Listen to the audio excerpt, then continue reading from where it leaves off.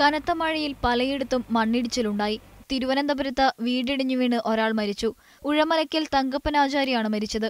മഴവെള്ളം വീട്ടിലേക്ക് ഇരച്ചുകയറുന്നത് തടയുന്നതിനിടെ തെന്നി വീണാണ് വയനാട് പുൽപ്പള്ളി മാടൽപ്പാടി ആദിവാസി കോളനിയിലെ ചന്ദ്രൻ മരിച്ചത്. മഴയിൽ തിരുവനന്തപുരം ജില്ലയിലെ താഴ്ന്ന ഭാഗങ്ങളിലെല്ലാം വെള്ളം കയറി.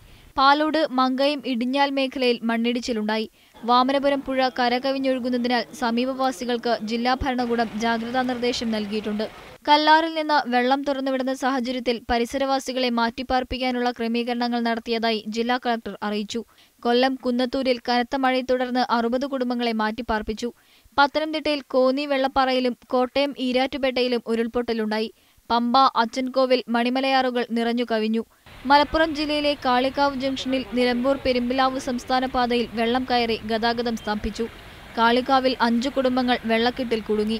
ശക്തമായ മഴയെ തുടർന്ന് തിരുവനന്തപുരം, കൊല്ലം, കോഴിക്കോട് ജില്ലകളിലെ എല്ലാ വിദ്യാഭ്യാസ സ്ഥാപനങ്ങൾക്കും അവധി പ്രഖ്യാപിച്ചിട്ടുണ്ട്.